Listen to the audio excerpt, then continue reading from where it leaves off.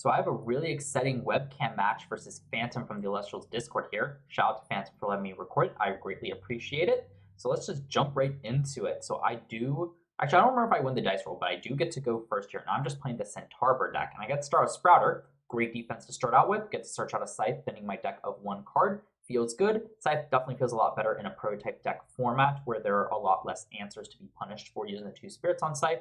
And Scythe's already a pretty good card to begin with, even in constructed, just for Nexus targets and just giving Earth the attack as well. So here my opponent's actually on Wind here. So he throws out this three spirits because there's one for the Nimbug, one for the Expend for Nimbug, and then one for the Ascension there. So that's why he revealed the three spirits, goes into Sirikun and passes. So I switch to Sprouter and attack, and I actually do have the answer in Veritaqua here. So just run in, automatically destroys Nimbug with Veritaqa's effect, and I hit him for one with Sprouter here.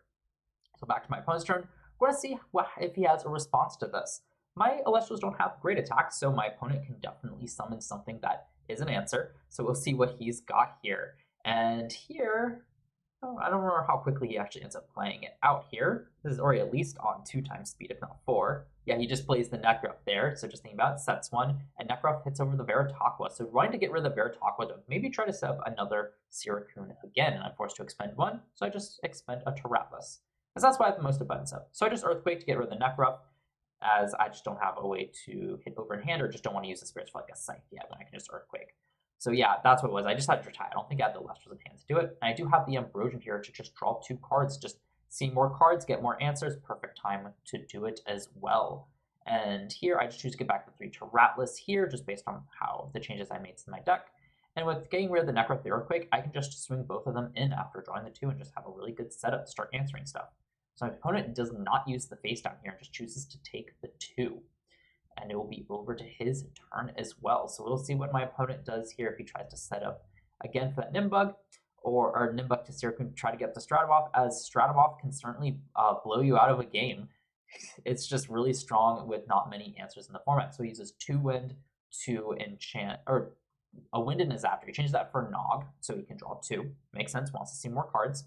And then he goes into a Vipyro, and, well, 4 Vipyro, so 2 and 2. Double Eruption here, forcing me to expend 6 spirits. And here, this would hurt more if I wasn't already ahead. So I wasn't too worried, just getting rid of the 2 Lycris and 4 Tarathas here. Want to keep a Leviathan for future turns as well, as I do run some of the water ones.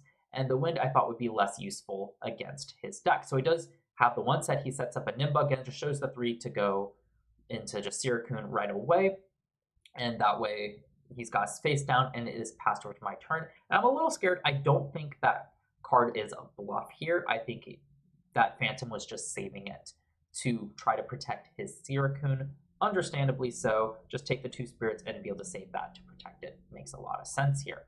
So it's my turn here.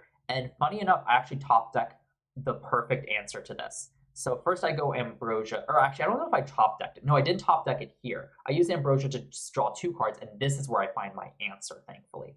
And it's a really fun one. So I go Equalinx here. Follow that as well, ask if he has a response. And he says he does not.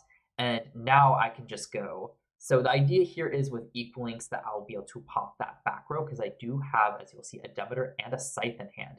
And I need both of those to be able to hit over it. And I believe that Demeter plus Scythe, yeah. So even if he tried to use his counter room like a poison tip on the Equalinx, I still would have been able to enchant the Sprouter as well. And the real big thing is just if it's a shield, get rid of it.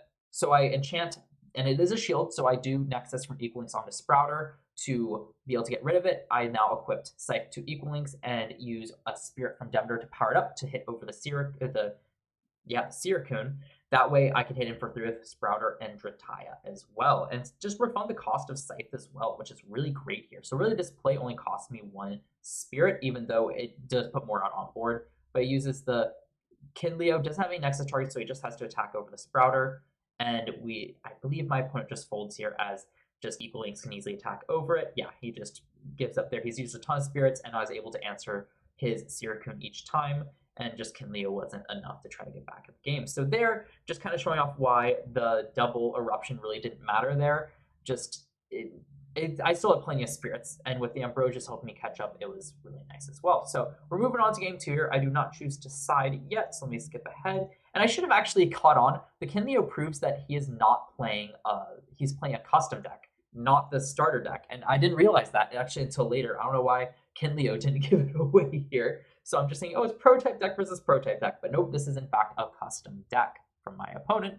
And it's fine. This is all good for fun, so it didn't matter that I didn't realize that in the end here. It wasn't like it was mid-tournament, which actually would have been illegal. But anyway, my opponent chooses to start out, goes Cinder, Mills 3, Ambrosia, Rum Jam, Ambrosia, so that hurts.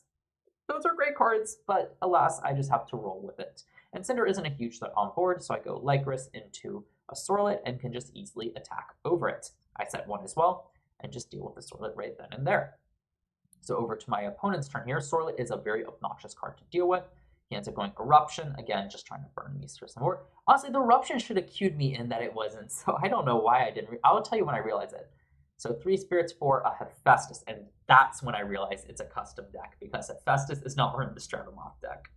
Again, I don't know why I didn't realize this sooner. Looking back on it, I should have realized that way sooner, but I was in the zone. I just was trying my best to be able to win it, so it honestly did not matter that it was a custom deck here. So it does enchant Hephaestus to grab a hammer. And actually, was it Hephaestus or the hammer that gave it away? I think it was just the combination of the two. It's silly, but it is what it is. So he does use the Spirit to draw 1. Or no, what was it? Eruption again. So I think he did use the Spirit to draw 1. So again, just getting rid of the 3 Teralis, just trying to burn me, but it is fine. So I draw for my turn. I still have my Sword on board, feeling real nice. P-Gust to pop the Hephaestus, just a huge punch since he put 3 Spirits on it, and I am fine with that. So now I can just attack him with the 2 and keep up with the tempo here. So my opponent does end up setting 1 on his turn, using a Zaptor to draw 1. Again, just not seeing stuff, which kind of hurts here for my opponent, as even though he's drawn great burn cards, the tempo on board is really crucial in Elestrals, and I think it's especially crucial in a sealed format such as this. So go P-Gust again, pop in the Gorgon's Gaze, and I just hit him for 3 as well. So it didn't even matter if he used Gorgon's Gaze, because he would have actually lost out on more spirits with it. So funny enough. And I believe here my opponent just, nope, he goes for it. He's just like, okay, I have to go for it. Nimbug into Siracun here. I'm showing the 3 again here just because it's just a fun match. So let's see. Yep, he goes there and passes the turn. And yeah, I Poison Tip Arrow it as my answer, and that is just game there. So a quick match 2. Really, I just wanted to show it off for the match 1 here, because I almost lost. If I had not been able to draw into that Eagle Links, had Demeter and Scythe, I would have not been able to get over the Siracun there.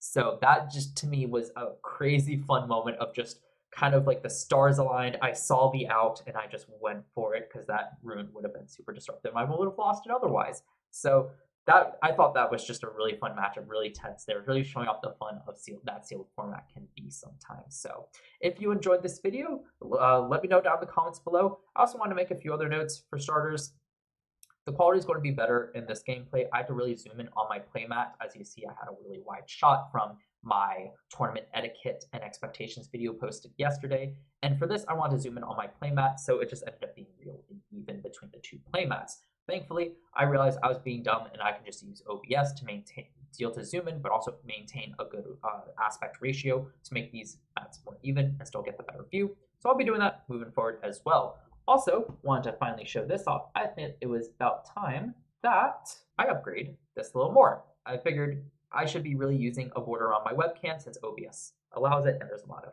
free sources that gives me these borders. So I figured it is time that I give myself this. So you'll see this moving forward. You'll see it in probably tomorrow's video halfway through, just because of the style of the video, but just wanted to show you all this as well. So let me know if you got to the point of the video, what do you think of this border as well? With all that being said though, if you're enjoying my content, make sure you hit that like button.